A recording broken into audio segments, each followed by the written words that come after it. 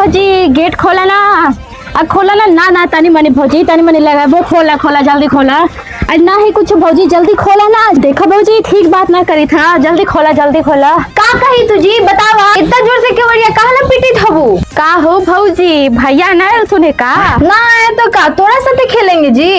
कितना तेजी से दरवाजा पटकले है के है रे। अरे ये सब मंगरुआ आल है कादों से भर देगा इस। अरे के है रे भागा है कि ना रे सब हमर भौगी के ब्यूटी बिगाड़ देबे ना भैया हम ना जाबो जब तक हमर भौजी ना है तो हम ना जेबो। अरे घर ना रे दादा दादा दादा भौजी के रंग लगावे में बड़ा मजा। ए भेज दहु भैया। ए जी जाओ जाओ जाओ जाओ।